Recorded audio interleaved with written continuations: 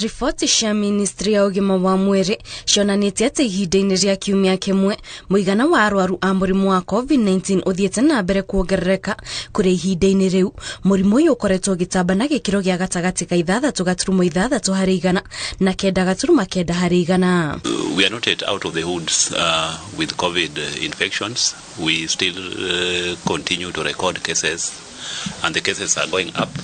Kama mnakumbuka awali wakati ambapo COVID ilikuwa imeshika mizizi katika nchi, tulikuwa tunasema kuwa tukipita hapo 5% ni muhimu tuanze kufuata zile kanuni tulikuwa tumeweka awali. Kwa sasa ile habari tunayo kutoka Wizara ya Afya ni kwamba tunawahimiza Wakenya wakumbuke kuwa bado mambo ya kuosha mkono ni muhimu, mambo ya social distancing pia ni muhimu, mambo ya kuvaa mask ni muhimu. Ndegia ya mũigana wa arwaru gũthiĩ na mbere kuongerereka gũtirĩ gĩkuũ kĩandĩkithĩtio gũgĩtuĩka rita rĩrĩ mũrimũ ũyũ ndũrĩ na moruruta ma mĩrurumo ya mbere ĩrĩ, na ihinda-inĩ rĩrĩ andũ arĩa mararwara mũrimũ ũyũ maragũmĩrwo nĩ ndariri cia homa ta kūhaya. People may have thought that the disease went down, but that was not the case because we have seen high infection rates.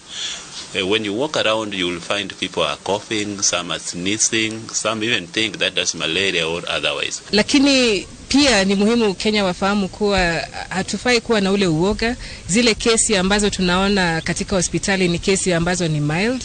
Hatujaona watu ambao, haswa tukiangalia tarakimu za wiki iliyopita, hatujaona watu ambao wamekuwa wakihitaji ile oxygen, hatujaona watu ambao wamekuwa wameandikishwa katika ICU, na nikiangalia taratibu naona jana tulikuwa tuna watu 46 ambao walikuwa katika hospitali. Rĩu mũingĩ ũtarĩtwo thiĩ na mbere kwĩyumĩria nĩguo kwamũkĩra njanjo ya kwĩgitĩra hatarĩ mũhũthia, tondũ thirikari nĩ ĩrĩ na njanjo cia kũigana na makĩria kuona atĩ yamũkĩrĩte njanjo itanyihĩire milioni 27, ĩndĩ no andũ milioni 18.5 tu mathecetwo. Na jambo lile tumeona limesaidia sana ni jambo la chanjo.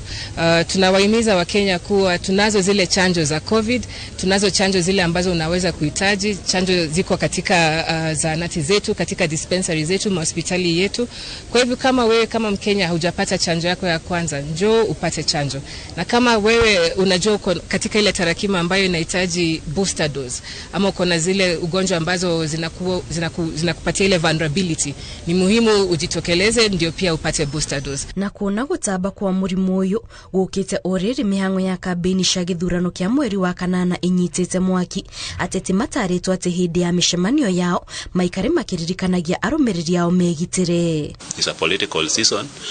Urge the people, the voters, because you so desire to have them vote for you, to protect themselves so that come August 9th, you don't have some of your voters sick in the hospital, because sick people don't vote. You will lose those votes. At the same time, even after the election comes once, you need these people. We don't want to go into a new government to come in and face major health crisis. Ihinda-inĩ rĩa mathaa 24 mahĩtũku, arwaru erũ 280 nĩo mandĩkithĩtio kuma kũrĩ ithimi 3,105, mũrimũ ũyũ ũgĩtamba na gĩcunjĩ gĩa 9 harĩ igana. Ngĩribotera Inooro TV, njĩtagwo Kate Muthoni.